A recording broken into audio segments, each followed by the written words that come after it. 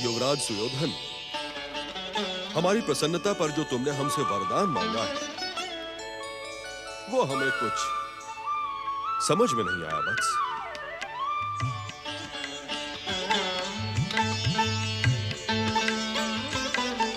वत्स, इस समय तो तुम हमसे कुछ भी मांग सकते थे, कुछ भी।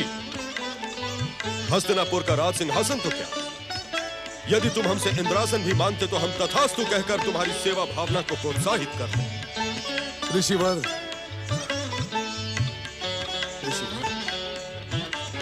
मुझे ना तो हस्तिनापुर के सिंहासन का लोभ है और ना ही इंद्रासन का। मुझे लोभ है तो केवल इन चरणों की भक्ति का। बस मैं तो इतना चाहता हूं ऋषिवर कि इन चरणों के प्रति मेरी जो निष्ठा है वो जन्म जन्मांतर तक बनी रहे। जब भी मुझे मानव जन्म मिले, आपकी चरण सेवा का अवसर मुझे अवश्य मिले। हम तुम्हारी बातों से अति प्रसन्न हुए वत्स, परंतु हमारी समझ में यह नहीं आ रहा कि तुमने हमसे पांडवों का अतिथि बनने का निवेदन क्यों किया। जहां तक हमें ज्ञात है, पांडव तो शत्रु है तुम्हारे। ऋषिवर, मैं कुछ निवेदन करने की आज्ञा चाहता हूं। महर्षि, सुनी सुनाई बातों पर कैसे विश्वास किया जा सकता है? परंतु हम मंत्र दृष्टा ऋषियों से कोई भी असत्य बात कहने का साहस कौन कर सकता है गांधार नरेश? महर्षि, क्षमा करें, छोटा मुंह बड़ी बात ना हो जाए। पता नहीं कैसे कहूं, परंतु आप जैसे महान और ईश्वरीय स्वरूप ऋषि मुनि के बारे में भी बड़ी विचित्र बातें सुनने को मिलती हैं। आप जब हस्तिनापुर युवराज महल के अंदर आ रहे थे तो युवराज सुयोधन को कई लोगों ने रोका और कहा कि इन्होंने महर्षि सुवासा को नहीं बल्कि एक धधकती हुई ज्वाला को आमंत्रित किया है। किसने हमें धधकती हुई ज्वाला की उपमा दी है गांधार नरेश? किसने? और कौन होगा ऋषिदेव? ये वही तो लोग हैं जिन्होंने आपसे ये कहने का दुस्साहस किया कि युवराज दुर्योधन पांडवों के शत्रु हैं। सत्य बात तो ये है ऋषिवर कि जिस प्रकार आप सच्ची भावना रखने वालों पर कृपा दृष्टि रखते हैं, ठीक इसी प्रकार युवराज सुयोधन पांडवों के साथ मित्रता और अच्छे संबंध रखना चाहते हैं। ये मेरे प्रश्न का उत्तर नहीं है गांधार नरेश शकुनी। तुम तो हमें केवल इतना बताओ कि हमें अग्नि की धधकती हुई ज्वाला कहने का दुस्साहस किसने किया? मैं अभी उसे शापित करके दंडित करूंगा। क्षमा, क्षमा ऋषिवर, क्षमा। अज्ञानी और मूर्ख आपके विराट स्वरूप को पहचान नहीं पाते, इसी कारण ऐसी भूल कर बैठते हैं। किंतु ऋषिवर, आप तो दया के सागर हैं, कृपा की मूर्ति हैं, क्षमा के अवतार हैं। युवराज सुयोधन, तुम्हारे पास हमें प्रसन्न करने के समस्त उपाय हैं, परंतु तुमने हमें अब तक ये नहीं बताया कि तुम हमें पांडवों के पास अतिथि बनाकर उसी समय क्यों भेजना चाहते हो जब पांडवों के साथ साथ द्रौपदी भी भोजन कर चुकी हो। यह तो हमारी ऋषि मर्यादा के अनुकूल नहीं है वत्स। और फिर हम कहीं अकेले तो जाते नहीं वत्स, हमारे साथ हमारी विशाल शिष्य मंडली भी जाती है। युधिष्ठिर को धर्म संकट में डालने के पीछे तुम्हारा उद्देश्य क्या है सुयोधन? ऋषिवर, मैं इस प्रार्थना का कारण तो आपको बताना नहीं चाहता था, परंतु आपका आदेश मैं कैसे टाल सकता हूं? नहीं टाल सकता। ऋषिवर, सत्य तो यह है कि मेरी इस याचना के पीछे जो मेरी भावना है वो मेरे परिवार के कल्याण से जुड़ी है। परिवार कल्याण? मैं कुछ समझा नहीं वत्स, अपनी बात को स्पष्ट कहो। ऋषिवर, जानकारी पाकर कोई भी आप जैसे महान ऋषि की सेवा कर सकता है, किंतु यदि अनजाने में मेरे चचेरे भाई आपको प्रसन्न करने में सफल रहे तो आपकी कृपा तो उन्हें अवश्य प्राप्त होगी, और आपकी कृपा से ऋषिवर उनके भीतर सद्बुद्धि का विकास होगा और वे शत्रुता भूलकर हस्तिनापुर वापस लौट आएंगे।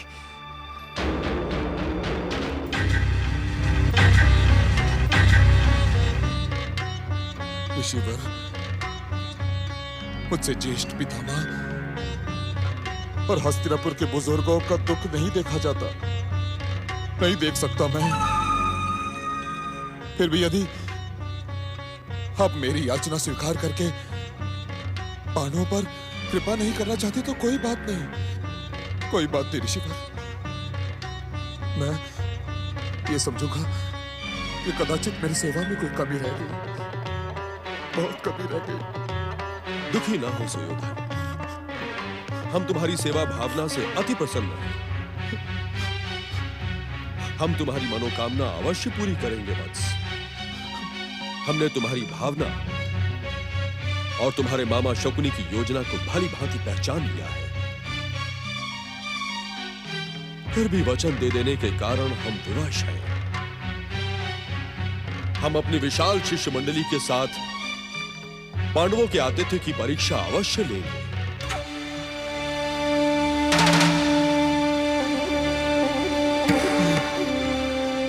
वत्स कुमार गिरी, आज्ञा भगवान। हमारी शिष्य मंडली को संदेश दो कि वो शीघ्र अतिशीघ्र द्वैतवन पहुंचे। जो आज्ञा भगवान। युवराज सुयोधन, अब हम प्रस्थान करेंगे। हर हर महादेव। ऋषिवर सुहासा की जय, ऋषिवर सुहासा की जय, ऋषिवर सुहासा की जय। धन्य आप मामा श्री, धन्य। आपके आशीर्वाद से सब कुछ हमारी इच्छा अनुसार ही हो रहा है।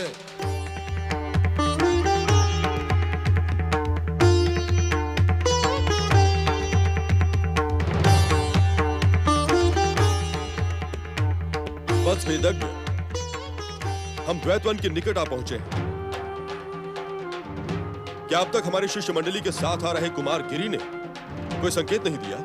ऋषिवर, योग प्रमुख ऋषि कुमार गिरी आपकी विशाल शिष्य मंडली के साथ अत्यंत समीप आ पहुंचे हैं। मैं उनका संकेत लेकर आपके पास आया था, परंतु आपकी गति देखकर कुछ कहने का साहस नहीं कर पाया।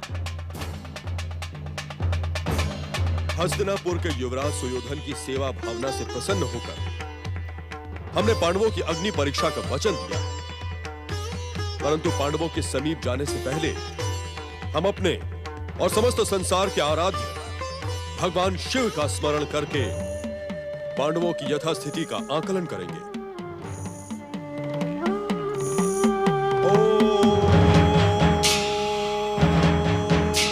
ओम नमः शिवाय।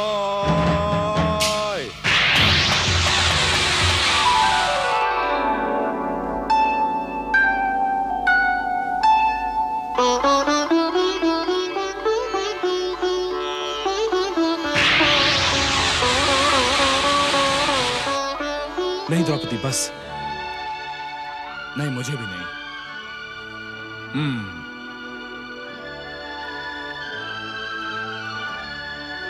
द्रौपदी, अब तुम भी भोजन कर लो। जो आगे आर्यपुत्र। हम द्वैतवन के निकट सर्वथा उचित समय पर पहुंचे हैं। महाराज युधिष्ठिर से आज्ञा लेकर देवी द्रौपदी ने अभी अभी भोजन समाप्त किया है। वत्स वेदज्ञ, आज्ञा भगवान। तुम यथाशीघ्र द्वैतवन के उत्तरी भाग में स्थित पांडवों की कुटिया में जाकर हमारे यहाँ पधारने का संदेश दो। जो आज्ञा भगवान। हमारा ये संदेश अवश्य ही पांडवों को धर्म संकट में डाल देगा, और यही धर्म संकट पांडवों के अतिथि सत्कार की अग्नि परीक्षा भी होगी। यदि वो सफल हुए तो मेरी कृपा अवश्य प्राप्त करेंगे, और यदि पांडव असफल हुए तो मेरे चरणों में आस्था रखने वाला युवराज सुयोधन अवश्य प्रसन्न होगा। और संभवतः युवराज सुयोधन और गांधार नरेश शकुनी यही चाहते हैं। मैं प्रसन्न नहीं मामा श्री, प्रसन्न नहीं। मैं तो अत्यंत प्रसन्न हूँ। आपकी तीव्र बुद्धि और आपकी कूटनीति ने पांडवों के सर्वनाश की भूमिका रच दी है। अब तो पांडवों का सर्वनाश अग्नि की धधकती हुई ज्वाला महर्षि दुर्वासा के क्रोध से निश्चित है। मामा श्री, अब तो ऋषिवर द्वैत वन पहुंच चुके होंगे। पहुंचे नहीं भांजे, तो पहुंचने वाले हों। याद नहीं भांजे, उन्होंने राज्यसभा में ये घोषणा की थी कि वो यहां से सीधे द्वैतवन के लिए प्रस्थान करने वाले हैं। मामा श्री, आपको क्या लगता है कि पांडव ऋषिवर को प्रसन्न करने में सफल रहेंगे? मेरे बोले भांजे, अरे रुद्र अवतार महर्षि दुर्वासा सर्वशक्तिमान है। अरे उनकी इच्छाओं को संतुष्ट करना तो एक चक्रवर्ती सम्राट के लिए भी असंभव है। तो फिर ये अभावों में जीवन व्यतीत करते अभागे, हठ बुद्धि और बेचारे पराजित पांडव भला उन्हें कैसे संतुष्ट कर सकेंगे? और सोचो, जिनको स्वयं अपने अन्न के लिए दूसरों के ऊपर आश्रित रहना पड़ता है पांडे, वो भला महर्षि दुर्वासा को कैसे संतुष्ट कर पाएंगे? परंतु आपके आशीर्वाद से मैं उन्हें प्रसन्न करने में सफल रहा हूं मामा श्री। मेरे भांजे दुर्योधन, इसीलिए तो आर्यव्रत में तुम्हारा स्थान सबसे ऊंचा है। तुम्हारा स्थान चक्रवर्ती सम्राट से भी ऊंचा और श्रेष्ठ है। और इस स्थान के साथ साथ मुझे आपका आशीर्वाद भी प्राप्त है मामा श्री। परंतु मामा श्री,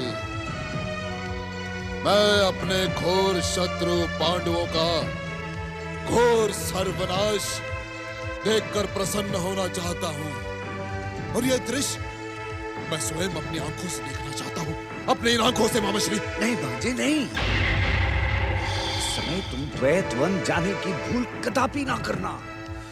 तुम्हें वहां देखकर हो सकता है कि वो प्रसन्न होने के स्थान पर क्रोधित हो जाएं।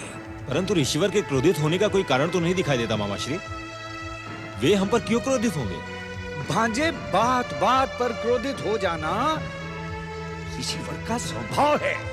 और एक बात वो ये भी सोच सकते हैं कि हो सकता है कि तुम्हें उनकी शक्ति पर विश्वास नहीं, इसलिए वन में उनके पीछे पीछे चले गए। इस समय तुम्हारे जाने से सारा बना बनाया खेल बिगड़ सकता है भांजे, बिगड़ सकता है। नहीं मामा श्री, नहीं। बिना जाए मुझे चैन नहीं आएगा, माने नहीं आएगा। मैं पांडवों के सर्वनाश के इस दृश्य को अपनी आंखों से देखना चाहता हूँ। तो फिर भांजे, अपने गुप्तचरों की आंखों से देख लो, क्योंकि वो तुम्हें घटना को भी नमक मिर्च लगाकर दुर्घटना बनाते हुए सुना देंगे। किंतु इस समय मैं तुम्हें द्वैतवन जाने की अनुमति नहीं दे सकता। आपका कथन सत्य है मामा श्री। अनुज दुशासन शीघ्रातिशीघ्र हस्तिनापुर के सबसे चतुर और योग्य गुप्तचर प्रमुख श्रीधर को उपस्थित किया जाए। जो आज्ञा भ्राताश्री।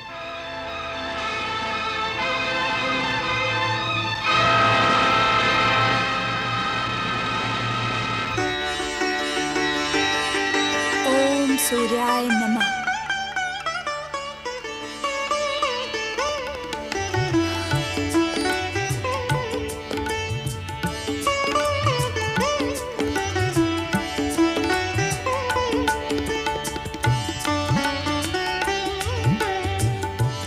को सबसे अधिक चिंता उसकी रसोई की होती है। किंतु हे सूर्य भगवान, इस अक्षय पात्र का दान देकर आपने मेरी हर चिंता का अंत कर दिया है। मैं आपको शत शत प्रणाम करती हूँ।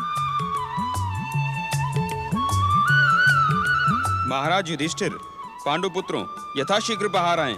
मैं महर्षि दुर्वासा का आवश्यक संदेश लेकर आया हूँ। ऋषि दुर्वासा,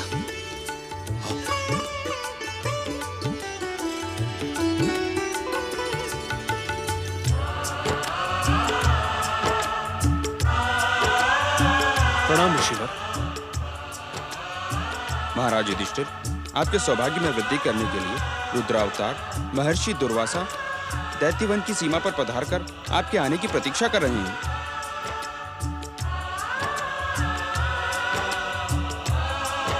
अहो भाग्य, अहो भाग्य। अनुज, मध्यम, सुना तुमने? स्वयं रुद्रावतार महर्षि दुर्वासा हमें दर्शन देने पधारे हैं। शीघ्र चलो, हमें उनके श्री चरणों से आशीर्वाद प्राप्त करना है।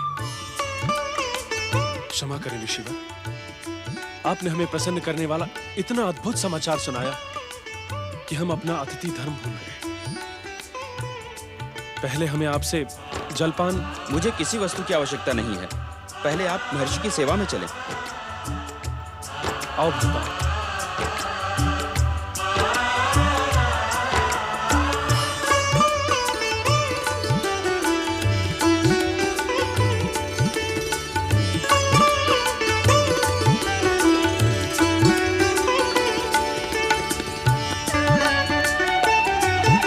प्रणाम ऋषिवर। पांडुपुत्र युधिष्ठिर, इस समय हम भोजन की तीव्र इच्छा के साथ यहाँ पधारे हैं। आप यथाशीघ्र हमारे और हमारी विशाल शिष्य मंडली के लिए भोजन की व्यवस्था करें।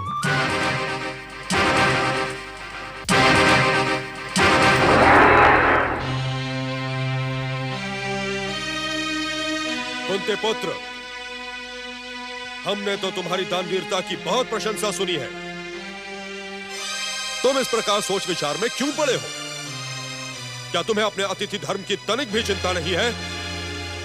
चिंता है ऋषिवर, इसीलिए सोच विचार में पड़ा हूं। पांडु पुत्र युधिष्ठिर, एक गृहस्थ को अतिथि धर्म निभाने के लिए चिंता की आवश्यकता नहीं होनी चाहिए। अतिथि धर्म निभाने के लिए मात्र 4 वस्तुओं की आवश्यकता होती है, मात्र 4 वस्तुओं की। क्या तुम उन वस्तुओं का ज्ञान नहीं पाना चाहोगे? अवश्य ऋषिवर, मुझ अज्ञानी को अतिथि धर्म का ज्ञान देकर अनुग्रहित करें। तो ध्यान से सुनो युधिष्ठिर। अतिथियों के स्वागतार्थ आसन के लिए तृण, बैठने योग्य स्थान, पीने योग्य जल और सुनने योग्य मधुर वाणी की ही आवश्यकता एक गृहस्थ को होती है। सत्पुरुषों और सद्गृहस्थों के आवास में इन वस्तुओं का अभाव कदापि नहीं होता। इन 4 वस्तुओं से वो सहज और बड़ी ही सरलता से अपने अतिथि धर्म को निभा सकता है।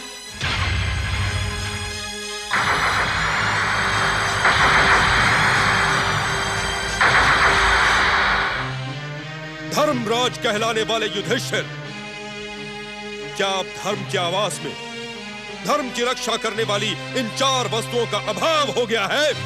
नहीं ऋषिवर, देव कृपा और आप ऋषियों के आशीर्वाद से हम भरतवंशियों के आवास में इन वस्तुओं का न कभी अभाव हुआ है और न कभी होगा। फिर इतने सोच विचार की आवश्यकता क्या है युधिष्ठिर? क्षमा करें महर्षि, आपने इन 4 वस्तुओं की नहीं, भोजन की इच्छा प्रकट की थी। तो क्या हमें भोजन कराने में तुम्हें कोई संकोच है?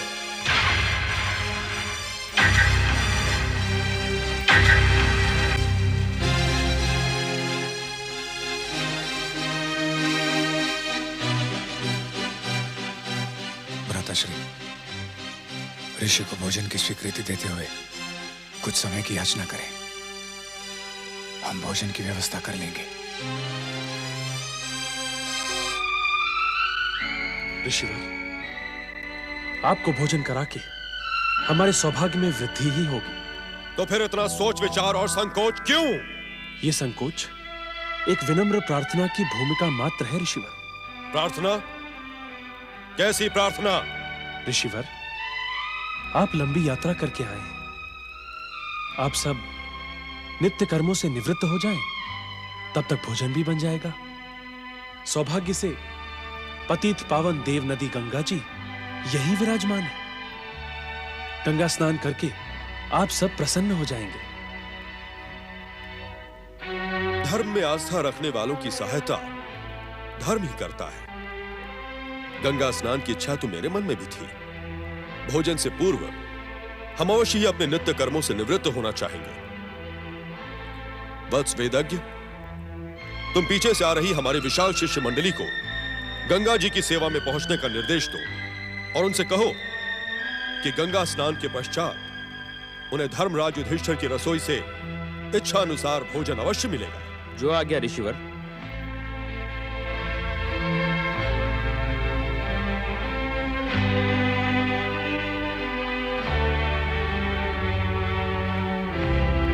नारायण नारायण,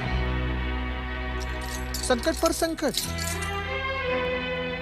एक तो धर्मराज युधिष्ठिर स्वयं ही संकटों से घिरे रहते हैं, फिर रुद्रावतार महर्षि को और उनकी विशाल शिष्य मंडली को भोजन कराने की स्वीकृति देकर उन्होंने और भी अधिक संकटों को निमंत्रित कर दिया। नारायण नारायण, कहीं अतिथि धर्म ना निभा पाने के कारण धर्म में आस्था रखने वाले इन पांडवों का रुद्रावतार महर्षि के क्रोध के कारण कहीं सर्वनाश न हो जाए। नहीं नहीं, इस घटना को दुर्घटना होने से किसी भी मूल्य पर मुझे रोकना होगा। ओम नमः शिवाय। मृणाल सेन, तुम यथाशीघ्र ही हस्तिनापुर जाकर युवराज सुयोधन को इस घटना की सूचना देकर प्रसन्न करो। अपनी चतुराई प्रकट करते हुए युधिष्ठिर ने सारे ऋषियों को भोजन का निमंत्रण तो दे दिया है, पर वे भोजन का प्रबंध किसी भी मूल्य पर नहीं कर पाएंगे। ऋषि के क्रोध का साक्षी मैं बनता हूं। तुम शीघ्र ही हस्तिनापुर पहुंचो। जो आज्ञा।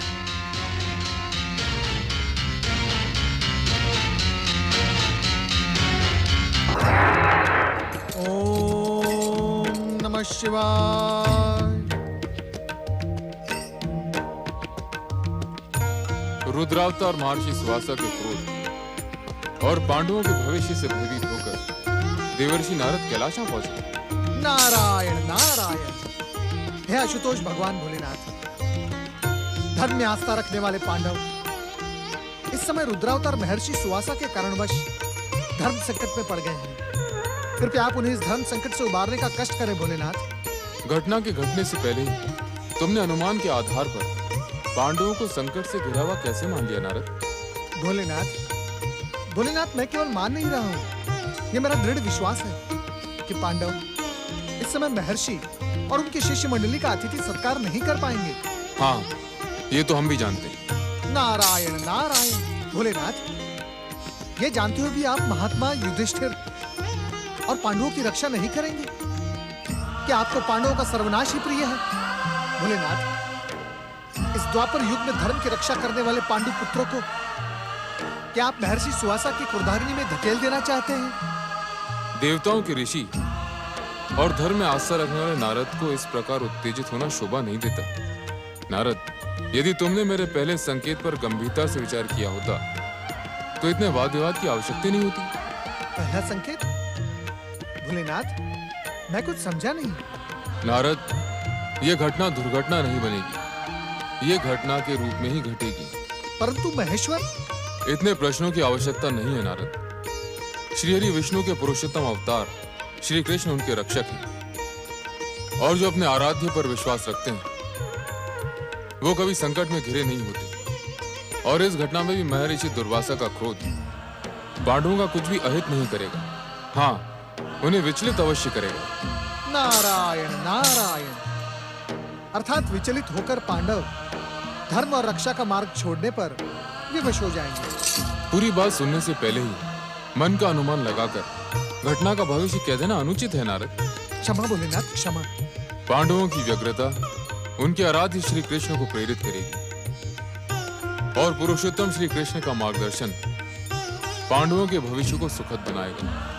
इस समय केवल इतना समझ लो नारद कि महर्षि दुर्वासा की अग्नि परीक्षा का परिणाम पांडवों के लिए सुखदायी होगा। नारायण नारायण, जय जय शिवशंकर, जय जय शिवशंकर।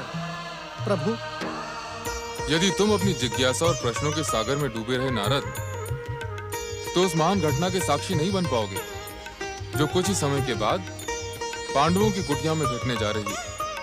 नारायण नारायण। भोलेनाथ, मैं आपका संकेत समझ गया। ओम। नारद, इस घटना में तुम्हारे हस्तक्षेप के लिए कोई स्थान नहीं। इसे विधाता द्वारा निर्धारित रचना अनुसार घटने देना। तुम्हारा कल्याण हो। आर्यपुत्र, भोजन के बाद मैं सूर्य देव के दिए अक्षय पात्र को धो मांज कर रख चुकी हूँ। अब अगली बेला से पहले वह पात्र हमें भोजन नहीं देगा।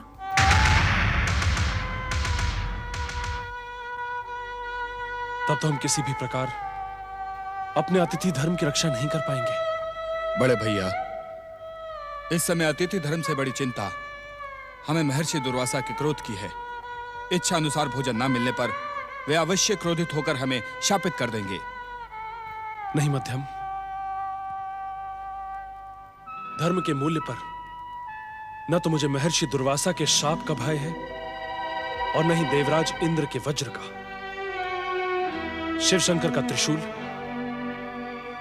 और श्रीहरि का चक्र भी मुझे भयभीत नहीं कर सकता। मुझे तो भय है केवल अपने धर्म का। अतिथि की मर्यादा को पूरा न करने वाले गृहस्थ को जीवित रहने का कोई अधिकार नहीं है। ये आप क्या कह रहे हैं भ्राताश्री?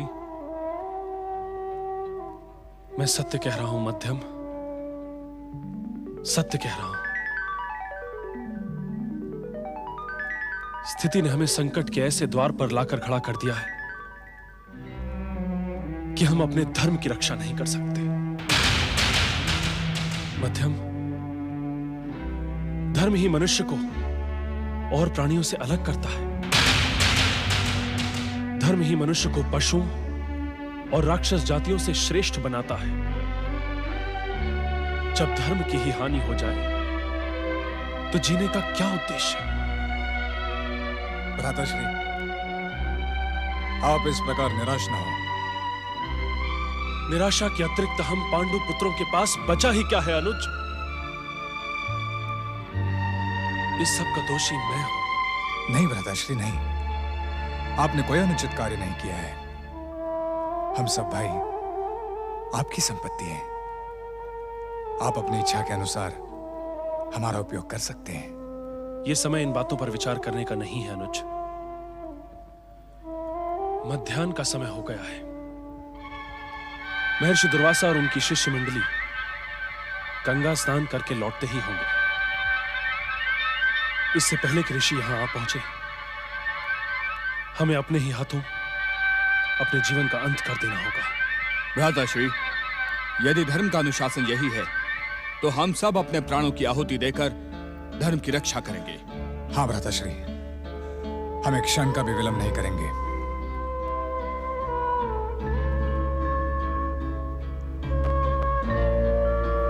द्रौपदी,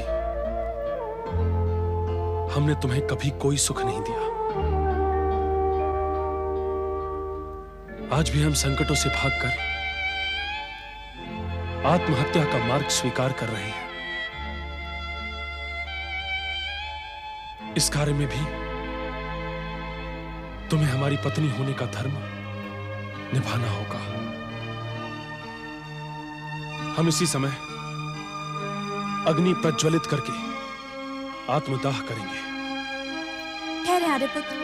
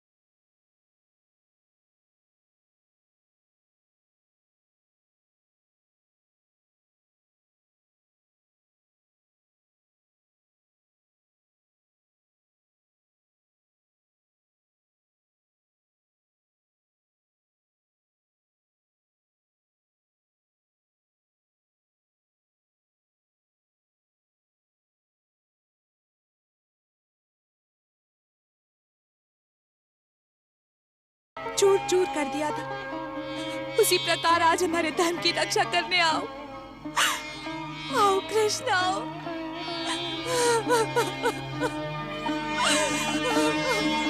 सखी, इतना व्यग्र होकर क्यों पुकार रही हो मुझे?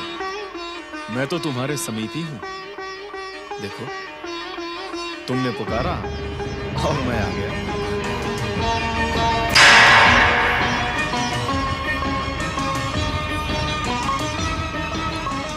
इधर उधर क्या देख रही हो सखी? मैं यही तो खड़ा हूं, तुम्हारे पीछे।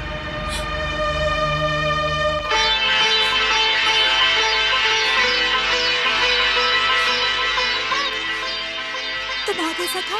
कैसे नहीं आता द्रौपदी, तुम्हारी पुकार ने मुझे विचलित जो कर दिया था।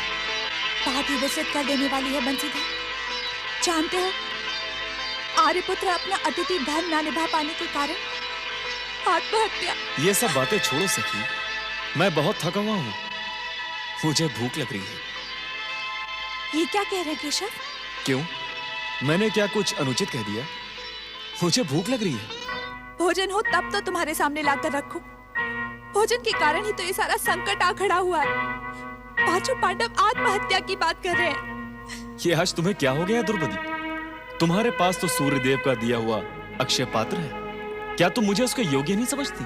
इस समय उस पात्र से भोजन नहीं मिल सकता। वह पात्र तब तक ही अक्षय रहता है जब तक मैं भोजन ना कर लूं, और मैं भोजन कर चुकी हूँ।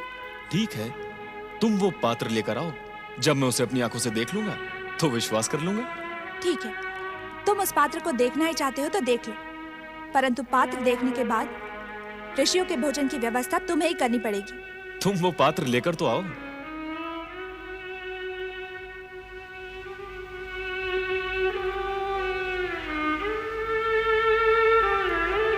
ओम सूर्याय नमः।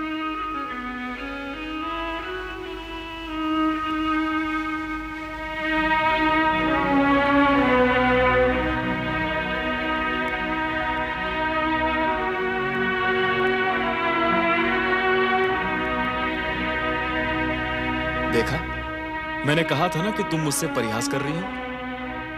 देखो, ये अन्न का भाग अब तक मेरी प्रतीक्षा कर रहा है। केशव, परिहास छोड़ो और गंभीरता से बात करो।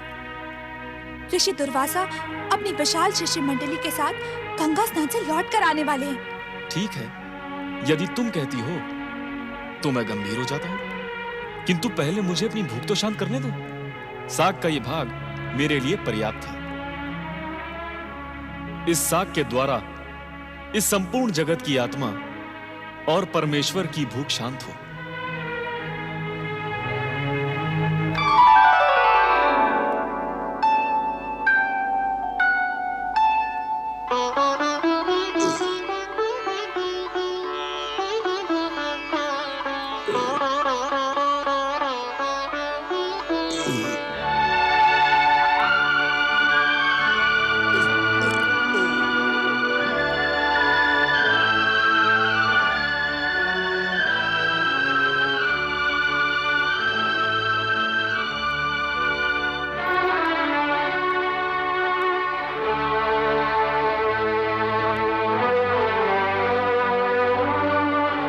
द्वारकाधीश,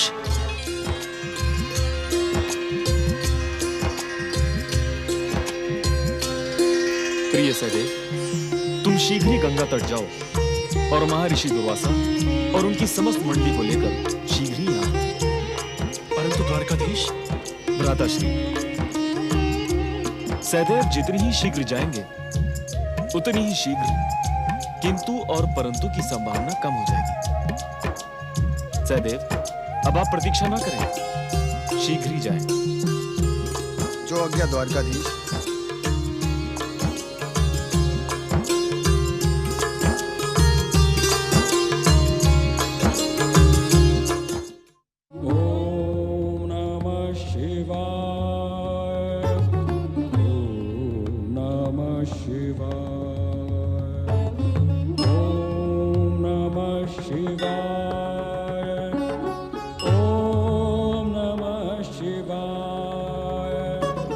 ओम